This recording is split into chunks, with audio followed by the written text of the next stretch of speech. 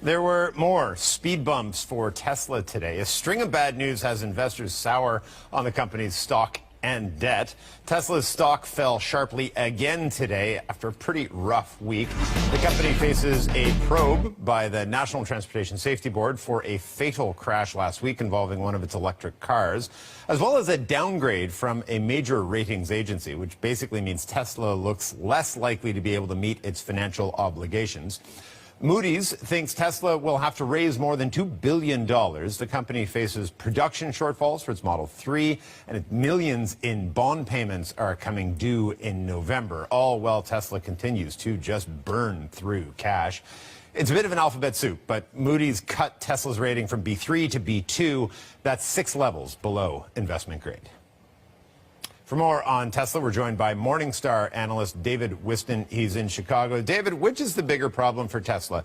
The crash and the investigation into it, or the continued production supply problems that they're having with the Model 3?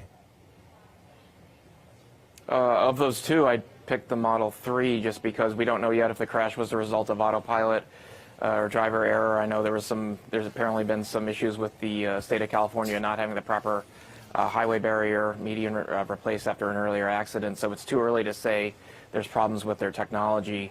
There's certainly delays in the Model 3 ramp up, and then the other issue that of the choices you didn't add there that I'm most worried about is their debt, frankly. They just have way too much of it at $7.2 billion in recourse debt, and a lot of it's coming due between now and 2020. Right. And I mean, the fundamental thing is this is a car company. They should be making cars. They made in Q4 2,400 cars. Aren't they supposed to be making that a week and ramping that up to something like 5,000 a week by the end of a couple of months from now? Right, and global deliveries last year were a little over 100,000. You compare that to the German 3, for example, you each do over 2 million vehicles a year. People tend to forget just because there is so much publicity and their rather large market cap. They're still a very young company. And Elon has repeatedly said sometimes that he wishes the company were private. And in a sense, they did go public really early. For whatever reason, I'm not sure. I'm sure it obviously involved capital, but I think people forget this is still an extremely young company, and you don't just magically make thousands and thousands of Model 3s a week. It takes a lot of time, and they're still learning how to mass produce. You had a note to clients out this morning. The first line of it really jumped out to me, where you predicted how long you think it'll take for Tesla to actually get into mass producing these vehicles. How long will it take them to get there? Well, I've always tried to give them a lot of benefit of the doubt and then still be reasonable on things such as weighted average cost of capital. So I'm actually giving them quite a bit of the benefit of the doubt. For the Model 3, I have them producing roughly 250,000 Model 3s in 2018, which frankly is probably optimistic.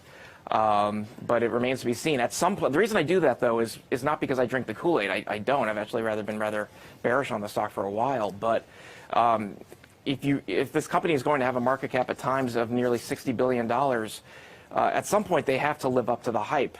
And so with a 10-year forecast period in my model, I try to give them the benefit of the doubt that eventually it would all, in a sense, come together to a certain degree. Maybe not 1 million vehicles by 2020. I still don't buy that. But they can't stay a low 100,000 unit a year car maker forever. It'll never work. They'll never scale. Well, and that's just it. What is the profitability level? They don't need to make, I don't know, billions. Maybe they don't need to sell millions of cars the way the big 3 Germans do, but how many do they need to have in production and to be sold every year for this company to really function? I'm not sure anybody really knows yet because their cost base still keeps changing. I mean, we focus on very long-term mid-cycle operating margins here at Morningstar, and what I've always done is stick to around a 9% margin based on some optimistic guidance on their end, and then again, trying to capture a mid-cycle rather than a peak margin level. And then I basically have them growing into that over 10 years. When you do that, at least in our valuation methodology, and I realize there's other ways to do it, but we've always had fair values either just below 200 or in the mid-200 range, and currently 235.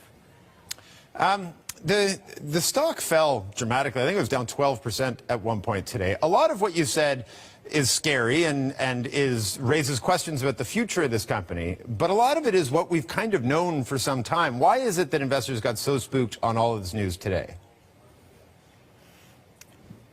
Yeah, that's something I think about a lot, because frankly, I've been raising these concerns about balance sheet risk for a long time, and it's honestly sometimes reminded me of the children's story, The Emperor Has No Clothes, especially when they issued debt last year at 5.3%. I was just thinking to myself, are you kidding me? 5.3%? I know rates are quite low, but for a company that clearly is not IG, and I believe carved out the gigafactory from that collateral pool for that offering last year, it just sounded way too low to me. And now the credit markets seem to agree with me with those bonds yielding just under 8% an effective yield. All right, we're going to have to leave it there, but I really do appreciate your insight. Morningstar analyst David Wiston. Thank you.